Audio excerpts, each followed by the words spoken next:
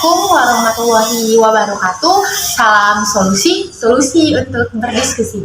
Halo guys, perkenalkan nama saya Mona Avanti dengan NIM 0601232065 dari Fakultas Ilmu Sosial Prodi Ilmu Perpustakaan Stambuk 2023. Di video ini saya akan sedikit memaparkan mengenai geopolitik dan geostrategi. Geopolitik dan geostrategi adalah dua konsep yang terkait dengan analisis dan penggunaan faktor geografis dalam kebijakan politik dan strategi nasional. Berikut ada beberapa pengertian masing-masingnya.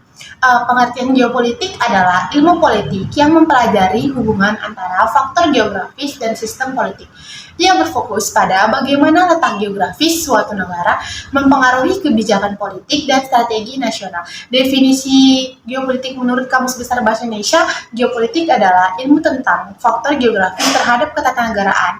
Istilah geopolitik juga digunakan untuk menggambarkan kebijakan politik negara yang berhubungan dengan letak geografisnya. Teori geopolitik dikembangkan oleh para ahli seperti Friedrich Ratzel, Rudolf Jellens. Mereka mengartikan geopolitik sebagai ilmu bumi politik yang mempelajari fenomena geografi dari aspek politik. Fungsi geopolitik sebagai dasar kebijakan politik dan strategi nasional. Ia membantu negara dalam menentukan kebijakan luar negeri, memahami perilaku politik internasional, dan mengembangkan strategi untuk meningkatkan kekuatan dan keamanan negara. Sedangkan geostrategi adalah ilmu yang mempelajari bagaimana faktor geografis mempengaruhi strategi nasional dan kebijakan luar negeri. Ia berfokus pada bagaimana negara dapat menggunakan letak geografisnya untuk meningkatkan kekuatan dan keamanan. Definisi geostrategi dapat diartikan sebagai kebijakan strategi yang berhubungan dengan letak geografis suatu negara. Ia berfungsi sebagai dasar keputusan strategis untuk meningkatkan kekuatan dan keamanan negara. Teori geostrategi dikembangkan oleh para ahli seperti Alfred Steiger, Mahan, dan Alfred Mackinder. Mereka mengartikan geostrategi sebagai ilmu yang mempelajari bagaimana letak geografis mempengaruhi strategi nasional dan kebijakan luar negeri. Fungsi geostrategi sebagai dasar keputusan strategi untuk meningkatkan kekuatan dan keamanan negara. Ia membantu negara dalam menentukan kebijakan luar negeri yang efektif dan memahami perilaku politik internasional. Dengan demikian, geopolitik dan geostrategi adalah dua konsep yang terkait dengan analisis dan penggunaan faktor geografis dalam kebijakan politik dan strategi nasional. Geopolitik berfokus pada bagaimana letak geografis mempengaruhi kebijakan politik, sedangkan geostrategi berfokus pada bagaimana negara dapat menggunakan letak geografisnya untuk meningkatkan kekuatan dan keamanan. Ada 10 konsep kunci geopolitik, yaitu konsep kekuatan daratan. Konsep ini dikemukakan oleh Halford. Ia berdasarkan bahwa kekuatan daratan adalah faktor yang terpenting dalam geopolitik. Ia mengatakan bahwa kekuatan daratan dapat mempengaruhi kekuatan laut dan memainkan peran penting dalam geopolitik. Yang kedua, ada wawasan Nusantara. Adalah konsep geopolitik Indonesia yang berfokus pada letak geografi Indonesia dan bagaimana negara tersebut dapat menggunakan geografisnya untuk meningkatkan kekuatan dan keamanan. Yang ketiga, ada konsep ruang hidup. Dikemukakan oleh Friedrich Ratzel yang berpendapat bahwa negara seperti organisme yang hidup dan memerlukan ruang hidup untuk tumbuh dan berkembang. Negara yang memiliki ruang hidup yang luas akan lebih kuat dan lebih berdaya guna. Yang keempat, ada konsep ekspansi. Dikemukakan oleh Rudolf Jellens yang berpendapat bahwa negara harus melakukan ekspansi untuk meningkatkan kekuatan dan keamanan. Ekspansi dapat berupa ekspansi wilayah, ekspansi ekonomi, atau ekspansi budaya. Yang kelima, ada konsep politik ruang. Ia berfokus pada bagaimana untuk mempengaruhi ruang geografis dan bagaimana ruang geografis mempengaruhi politik. Konsep ini untuk mencakup analisis geografi, sejarah, dan ilmu sosial dengan mengacu pada politik dan pola-pola dalam konsep konteks. Yang keenam, ada konsep bijaksanaan. Pada bagaimana kebijakan negara mempengaruhi kekuatan dan keamanan negara. Kebijaksanaan yang efektif dapat membantu meningkatkan kekuatan dan keamanan negara. Yang ketujuh, ada konsep strategi. Ia berfokus pada strategi negara mempengaruhi kekuatan dan keamanan negara. Strategi yang efektif dapat membantu meningkatkan kekuatan dan keamanan negara. Yang kedelapan, ada konsep kebudayaan nasional. Konsep ini berfokus pada bagaimana budaya nasional mempengaruhi kekuatan dan keamanan negara. Budaya nasional yang kuat dapat membantu meningkatkan kekuatan dan keamanan negara. Yang kesembilan, ada konsep konflik budaya. Konsep ini berfokus pada bagaimana konflik budaya mempengaruhi kekuatan dan keamanan negara. Konflik budaya dapat berupa konflik antara budaya yang berbeda dan dapat mempengaruhi kekuatan dan keamanan negara. Yang ke-10 ada konsep pembangunan. Konsep ini berfokus pada bagaimana pembangunan negara mempengaruhi kekuatan dan keamanan negara. Membangun yang efektif dapat membantu meningkatkan kekuatan yang keamanan negara. Baik, di sini saya akan menjawab pertanyaan dari Bapak DR Rusyono MA mengenai apa yang kita pahami dengan geopolitik dan geostrategi, dan bagaimana menurut saudara sebaiknya negara memanfaatkan geopolitik dan geostrategi.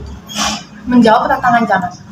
Geopolitik, asal istilah geopolitik semula diartikan oleh Ferdin sebagai ilmu politik. Istilah ia dikembangkan dan diperluas oleh sarjana ilmu politik Swedia dan menjadi politik dan disingkat geopolitik. Perbedaan dari istilah di atas terletak pada titik perhatian dan tekanannya, apakah pada bidang geografi ataukah politik. Ilmu bumi politik mempelajari fenomena geografi dari aspek politik, sedangkan geopolitik mempelajari fenomena politik dari aspek geografi. Geopolitik bangsa Indonesia, pandangan geopolitik bangsa Indonesia yang didasarkan pada nilai-nilai ketuhanan dan kemanusiaan yang luhur dengan jelas tertuang di dalam pembukaan UUD 1945. Bangsa Indonesia adalah bangsa yang cinta damai tetapi lebih cinta kemerdekaan. Bangsa Indonesia menolak segala penjajahan karena tidak sesuai dengan peri kemanusiaan dan peri keadilan. Oleh karena itu, bangsa Indonesia juga menolak paham ekspansionisme dan ada kekuatan yang berkembang di barat. Bangsa Indonesia juga menolak paham rasionalisme karena semua manusia mempunyai martabat yang sama dan semua bangsa memiliki hak dan kewajiban yang sama berdasarkan nilai-nilai ketuhanan dan kemanusiaan yang universal. Kedua, geostrategi adalah politik pelaksanaan, yaitu upaya bagaimana mencapai tujuan dan cara ditetapkan sesuai dengan keinginan politik. Karena strategi merupakan upaya pelaksanaan. Pada hakikatnya merupakan suatu seni yang implementasi didasari oleh intuisi, perasaan dan hasil pengalaman. Pengalaman ia dapat merupakan ilmu, langkahnya selalu berkaitan dengan data atau fakta yang ada. Seni dan ilmu digunakan sekaligus untuk membina atau mengelola sumber daya yang dimiliki dalam suatu rencana dan tindakan. Negara dapat memanfaatkan geopolitik dan geostrategi untuk menjawab tantangan zaman dengan cara yang efektif dan berkelanjutan. Yang pertama, mengidentifikasi kekuatan dan kelemahan. Negara harus memahami kekuatan dan kelemahan geopolitik dan geostrategi sendiri serta negara lain. Dengan demikian, negara dapat mengambil keputusan yang tepat dalam menghadapi tantangan global. Yang kedua, meningkatkan kerjasama internasional.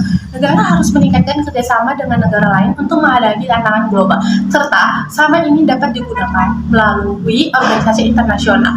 Yang ketiga, pembicaraan sumber daya. Negara harus mengembangkan sumber daya alam dan manusianya untuk meningkatkan kemampuan geopolitik dan geostrategi. Dengan demikian, negara dapat menjadi lebih kuat dan stabil dalam menghadapi tantangan global. Yang keempat, membaca strategi. Negara harus mengembangkan strategi geopolitik dan geostrategi yang jelas untuk efektif untuk menghadapi tantangan global. Strategi ini harus didasarkan pada analisis pada kekuatan dan kelemahan geopolitik dan geostrategi. Yang kelima, meningkatkan kapasitas militer. Negara harus meningkatkan kapasitas militer untuk menghadapi tantangan global. Dengan demikian, negara dapat menjaga keamanan dan stabilitas negara. Yang keenam, negara harus memahami kekuatan dan kelemahan geopolitik dan geostrateginya sendiri serta negara orang. Dengan demikian, negara dapat mengambil keputusan yang tepat dalam menghadapi tantangan global. Yang ketujuh, meningkatkan kerjasama internasional. Negara harus meningkatkan kerjasama dengan negara lain untuk menghadapi tantangan global. Kerjasama ini dapat dilakukan melalui organisasi internasional. Yang ke-8, pembicaraan sumber daya. Negara harus mengembangkan sumber daya alam dan manusianya untuk meningkatkan kemampuan geopolitik dan geostrategi. Dengan demikian, negara dapat menjadi lebih kuat dan stabil dalam menghadapi tantangan global.